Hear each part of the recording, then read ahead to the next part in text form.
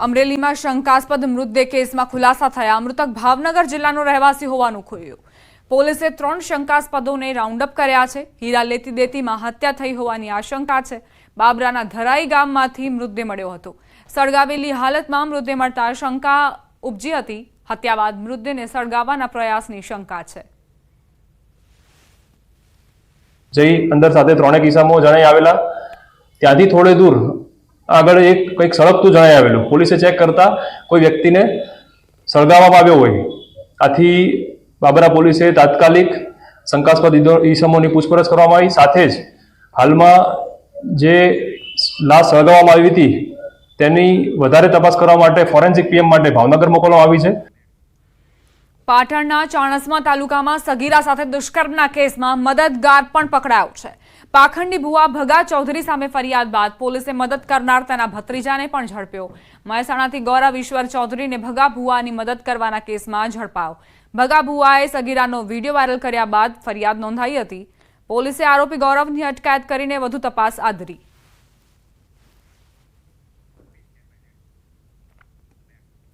અમદાવાદના વસ્ત્રાપુરમાં દારૂની મહેફિલ પકડાઈ। 5 દારૂની બોટલ સાથે 9 નશાખોર ઝડપાયા। વસ્ત્રાપુરના ગોયલ ઇન્ટરસિટીમાં પોલીસના દરોડા હતા। 12 મોબાઈલ સહિત 2.65 લાખનો મુદ્દામાલ જપ્ત કરાયો। તમામ નબીરાઓની ધરપકડ કરી વધુ કાર્યવાહી શરૂ કરાઈ। તો આ નબીરાઓ કઈ રીતે કેવી રીતે દારૂ લાવ્યા તે તપાસનો વિષય છે। આખરે તેમની પાસે દારૂ પહોંચ્યો કેવી રીતે, કોની કોની સંડોવણી છે તે દિશામાં પણ પોલીસે તપાસ શરૂ કરી છે। ગાંધીના ગુજરાતમાં દારૂ મળી રહ્યો હોવાની ફરી એક વખત વાત પુષ્ટિ થઈ રહી છે।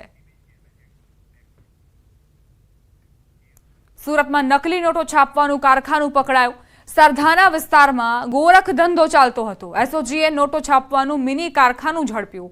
સ્થળ પરથી 1 લાખ રૂપિયાની નોટો પણ જપ્ત કરાઈ।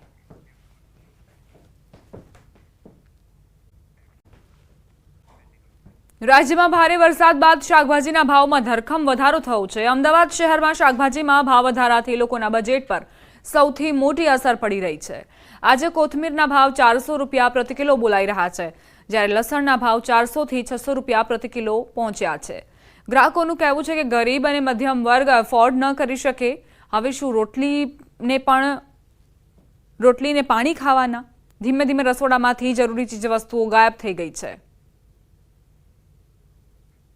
બહુ ઘણો ખાસો ભાવ વધારો છે। આપણે તો મધ્યમ વર્ગના ને જે ગરીબ લોકો છે એ લોકો તો એફોર્ડ કરી શકે એવું જ નથી। શું રોટલી ને પાણી જ ખાવું પડે એવું થયું છે અત્યારે। આમ જોવા જઈએ તો બધું અત્યારે થોડું મોંઘું જ છે।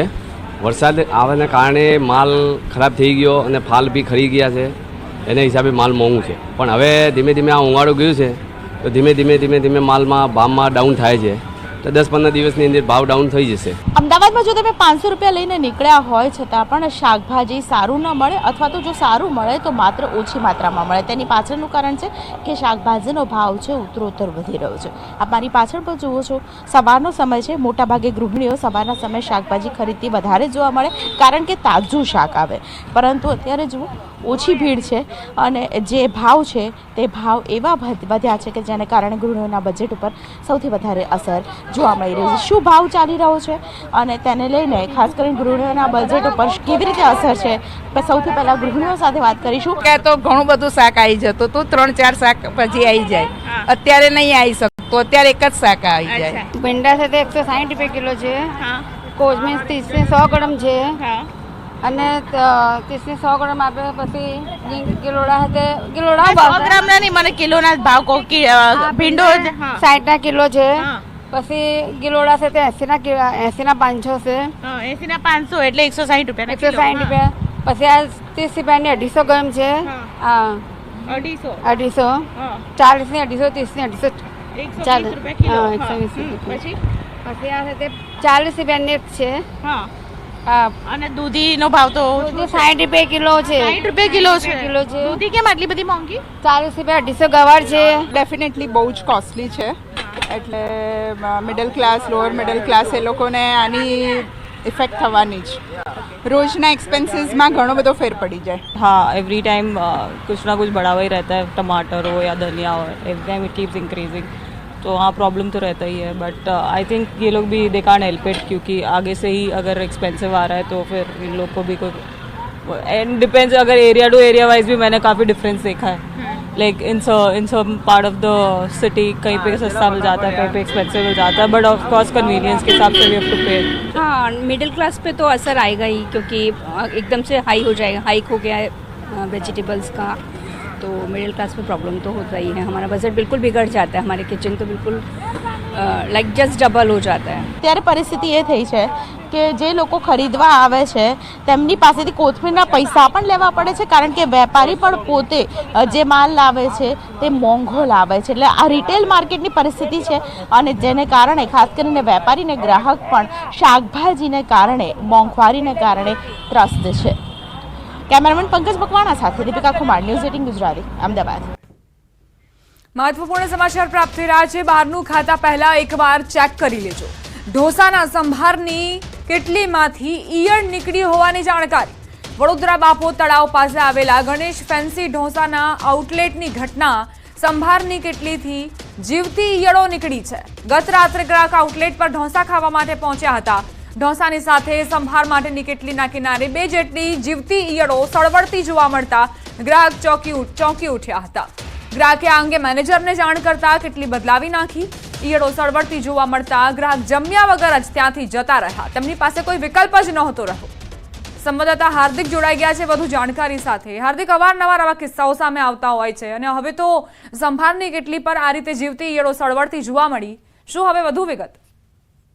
બિલકુલ દીપા, જો વાત કરીએ તો અત્યારે ભાગદોડ ભરી જિંદગી થઈ ગઈ છે, અને લોકો જે છે તે અઠવાડિયામાં 2-3 વાર બહારનું ખાવાનું પસંદ કરતા હોય છે। ત્યારે જે બહારનું ખાવાના શોખીન લોકો છે તેમના માટે આ લાલબત્તી સમાન કિસ્સો કહી શકાય, કારણ કે વડોદરા શહેરના એક ગ્રાહક છે, તેઓ બાપો તળાવ પાસે આવેલું જે શ્રી ગણેશ ફેન્સી ઢોસાનો આઉટલેટ છે ત્યાં ગયા હતા।